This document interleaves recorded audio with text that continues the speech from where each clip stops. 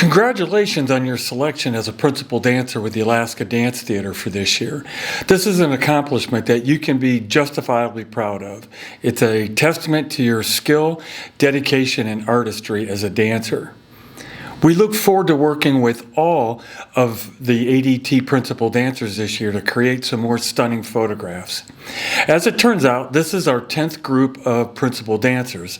We started this program back in 2016.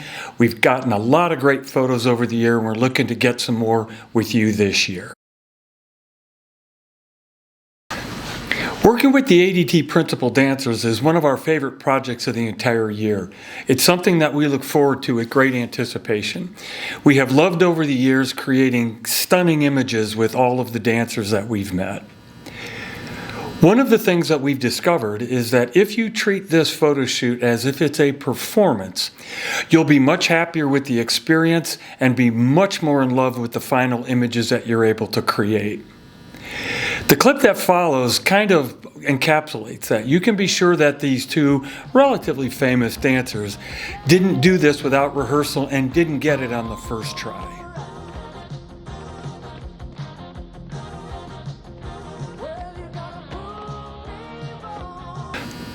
So the way that this is going to work from beginning to end is pretty straightforward. I'll go through it here real quick.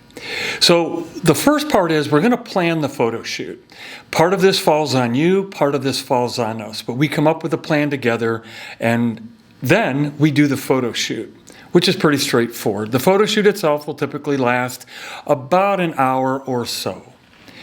After the shoot, me and my folks here at the studio will go through the photos and we'll get rid of anything that's not photographically good, like they're out of focus or it was a test shot or something didn't work out. All of the photos that we think are usable, we'll pass on to Farah over at ADT. She'll go through them and select photos that are good candidates for display on the wall at ADT. From that group of photos, you'll select the photo that will be displayed on the wall at ADT. After you've done that, we'll give you access to all the photos again that we took, and you get to select your 4 favorites. One of the first things that we need to do is figure out when we're going to do your photo shoot. We would like to get these done as soon as possible. Most dancers select outdoor locations for their photo shoots, and getting them done before it gets cold is important. It may seem that autumn and winter are way off, but with your busy schedules and our shooting schedule with high school seniors, we don't have as many days to work with as you might think. One of the problems with shooting later in the year, September and into October for sure, is that it gets cold outside and it's much tougher for you all to be able to perform to your best when it's cold. So what we need to do is find out when we're going to shoot. And we have some items on the form below that will help us start to figure that out.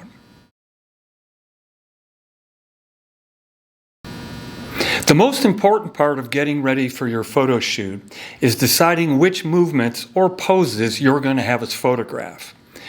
What we'd like you to do is pick about 5 or 6 movements or poses that you intend to use and rehearse them in the studio until you can perform them flawlessly.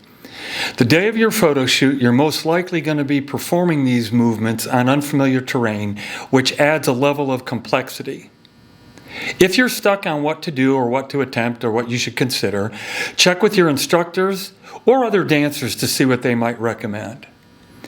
One of the things to keep in mind is that the day of your photo shoot, we're actually doing sessions for 2 different people. One is for you and your family. We want to create photographs that you are going to want to have and display. The second one is ADT. They're going to be using your photographs possibly in marketing on the ADT website, and there'll be a photograph selected for display in the studio.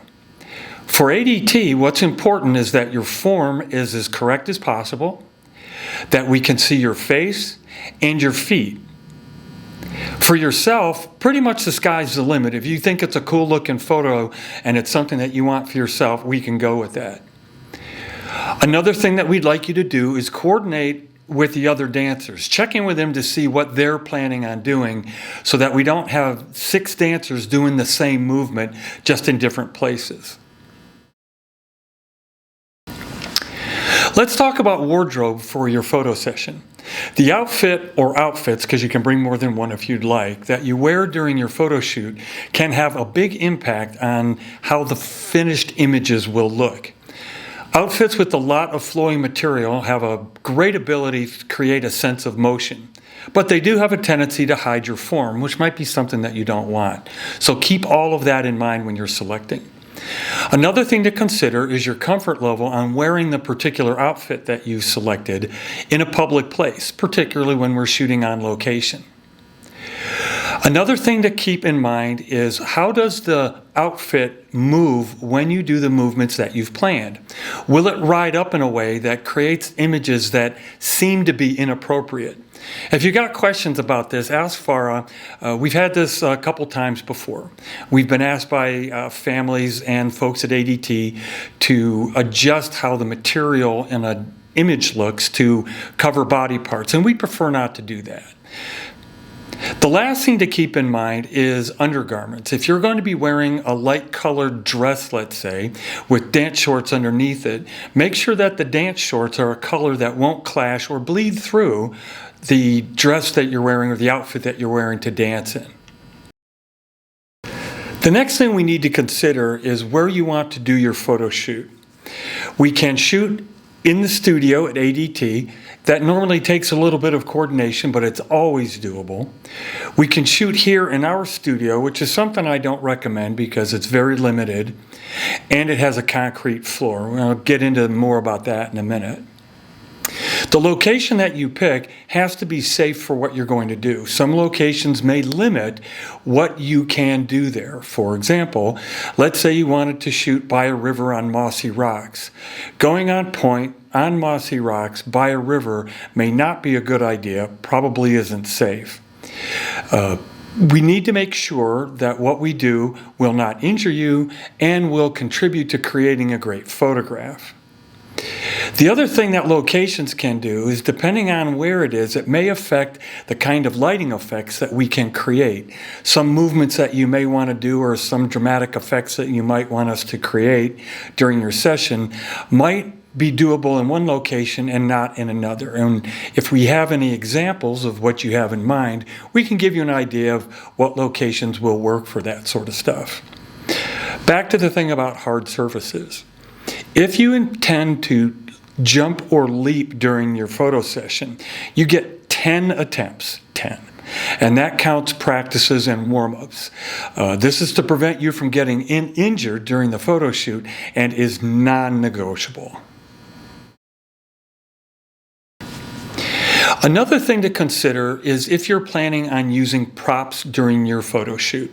Over the years, some dancers have, and sometimes they're a great addition to the photo shoot, and sometimes they can cause problems. So a couple things. One, if you're planning on using a prop, please give us a heads up. Let us know ahead of time what it is you're bringing and how you plan to integrate it into your photo shoot. The second thing is, any props that you do bring, please make sure that they are fully functional and unbroken, that there's not rips or tears or something that we'd have to fix in post-production work.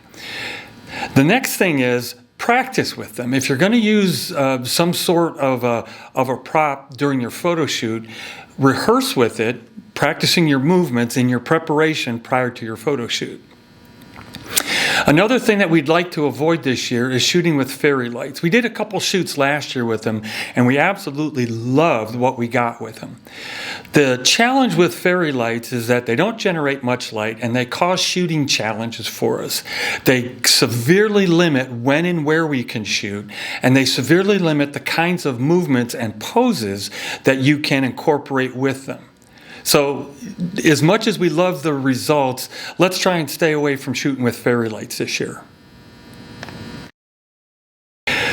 So the day of your shoot has finally arrived. So there's a couple things that we'd like you to keep in mind.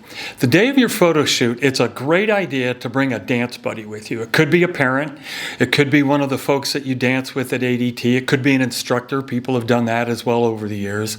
But somebody to keep an eye on your form and what you're doing and provide moral support and guidance on making your movement look the way that you'd like. Keep in mind, you're probably not going to be photographed in the studio, so you won't have mirrors to refer to while you're shooting. Another thing is to consider your hair and makeup. This will be something that you'll obviously be doing that day.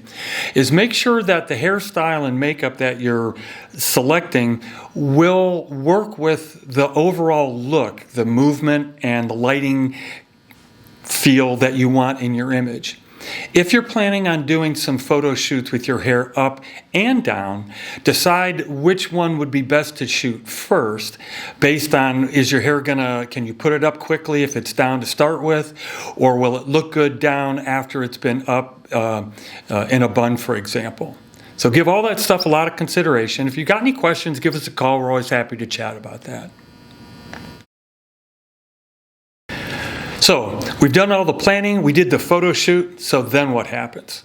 So like I mentioned earlier, what will happen is we'll go back to the studio and we'll go through all the photos that we shot that day.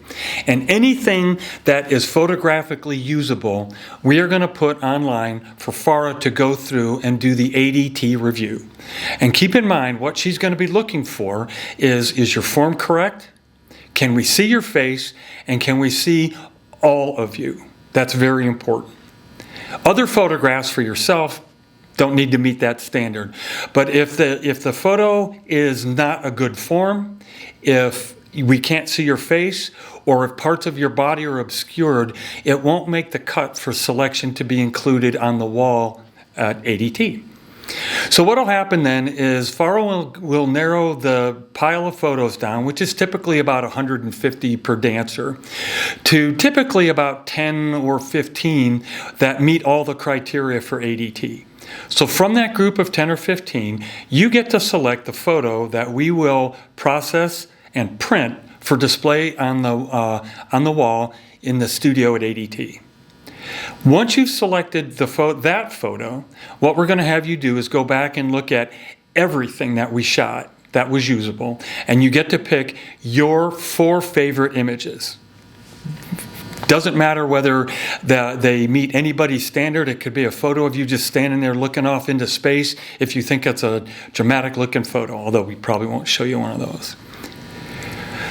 You get to pick up to 4. We'll process them and send you files that you can use. If you would like more than 4 photos from your shoot, we're happy to process them for you, but there'll be a charge of $75 per photo beyond the 4 that we include at no charge. So that's it. That's everything that we wanted to chat about. What we'd like you to do now is take a few moments with one of your parents and go through the form that follows this video on our webpage. Please complete it. This will help get us started on the planning process for your photo shoot. If you have any questions at any time about this process, please feel free to email us, send us a text, or call us at the studio. We're looking forward to a great summer, maybe even into the fall, it depends, of shooting with all of the ADT Principla dancers. We look forward to seeing you all really soon.